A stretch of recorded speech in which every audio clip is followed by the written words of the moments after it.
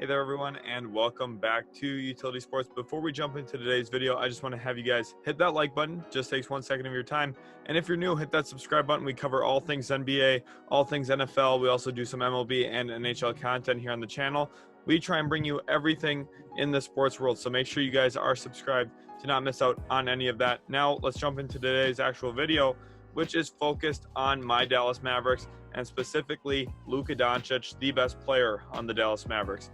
He is one of the top 5 players in the world at this point, and he is due a Supermax Contract Extension. He fits all of the eligibilities to be eligible for that Supermax, as he's been on the All-NBA team at least once, now actually twice, All-NBA first team twice, which is absolutely incredible for Luka Doncic. He's been such a phenomenal player in his career, and he's due every single penny that the contract will hold for them, and that's actually up to $207 million. So you're looking at a 5-year, $207 million max extension. That's over $41 million a year. So big time money for Luka Doncic coming his way, but the Mavericks are going even above and beyond that. Mavericks brass today flew out to Dallas, flew out from Dallas rather, out to Slovenia to present Luka Doncic his Supermax extension there in person in his home country, which is a really big deal here because the Mavericks, there's a lot of pressure on them to maintain this relationship with Luka Doncic past just this season, past just this contract. They're pulling out all of these stops to make Luka Doncic happy, and that's exactly what they need to be doing. Luka Doncic is the franchise player, and he is the guy to build around for hopefully the next 10 years in Dallas. This contract is only going to be good for 5 years, so you need to maintain that relationship, and they're doing a lot of things to make sure that Luka Doncic is happy. One, I think they're going to look at Matt Toby, who played for the Slovenian national team. Now, he has a massive buyout this year, probably won't come to the NBA this season, but next year I could see a real possibility for them to acquire the services of Toby, who shot very well from 3 and also was very, very efficient inside the arc as well, and would offer some nice size as well into that front court for the Dallas Mavericks. I think that he's a guy that they'll look into bringing over. Goran Dragic, I think at some point will end up playing for the Dallas Mavericks. Maybe Zoran Dragic also gets another look into the NBA from the Dallas Mavericks. The Mavericks are going to be very, very effortful in their attempts to maintain the relationship with Luka Doncic and keep him there. Now, currently there are no strains on that relationship, but when you have a player of Luka's caliber, he becomes a hot commodity out on the market.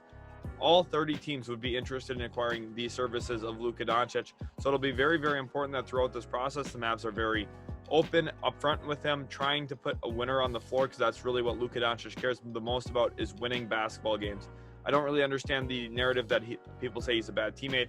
A lot of his teammates have come out and said he's one of the best players to play with. His Slovenian national team was saying that all year long during the Olympics. JJ Redick last year on his podcast, after playing with Luka, said he's one of the most selfless superstars he's ever played with, and he only cares about winning. Right now, Kristaps Porzingis is really the only guy who seems to have a little bit of a bad taste in his mouth playing with Luka Doncic, and that's probably more so because of his role and his utilization from Rick Carlisle's offense. I don't think that really has as much to do with Luka Doncic the person or Luka Doncic the teammate, more so his utilization in Dallas so far. And I think Jason Kidd's going to be a very good piece there as a coach to kind of make it work. Jason Kidd, of course, played with Dirk Nowitzki, who's now in an advisory role. The Mavericks are going out and making things happen and trying to keep Luka Doncic satisfied. They have a Nike executive as their new GM in Nico Harrison. I really like that hiring. I think Jason Kidd's also a nice head coach addition. So you're looking at kind of a new overarching top end of the organization. Of course, Mark Cuban's still going to be making the final decisions a lot of the time. Michael Finley got an elevated role and title. And I'm just really, really happy about where the Mavericks are headed. I think Luka Doncic should be looking at this and saying, hey, they're doing the best that they can to put putting a winning culture around me, and also putting a winning attitude around me. And I think that Nico Harrison, someone who emulates winning at one of the highest levels. Jason Kidd is all about winning. We've seen him pull out the stops there in Brooklyn with the little spilled drink incident. And also, when he was a player, he was on top of the game, trying to win, using any little advantage he could to try and win basketball games. And I think as a coach for the Dallas Mavericks, he and Luka Doncic are going to have actually a really good working relationship. I think the two of them, like Rick Carlisle talked about in his interview or in his press conference with the Indiana Pacers, talked about how closely those two could align. I do really see that being the case. As someone who's watched so much Mavericks basketball throughout my lifetime, those two are very, very similar type people, in my opinion. I think the two of them are going to work well together. They both want to win basketball games, and they're going to be able to do that in Dallas. I think that they're one of the sleeper teams this year to come out of the Western Conference actually and represent the NBA, represent the West in the NBA Finals. So you're looking at a team that is going to be competitive. Now it just comes down to how they fill out the roster. They still need another playmaker yet, but Luka Doncic about to get offered that 5-year, $207 million extension. Only question for me on that, will there be a player option for that 5th year? My assumption right now is yes. My guess is Luka Doncic will get a no trade clause. He'll get a 15% trade kicker on that contract. I'm sure he'll also get that 5th year player option. I'm hoping he doesn't, to be honest, because I don't even want there to be the possibility that he leaves after 4 years, which would actually make that the 2025-2026 season.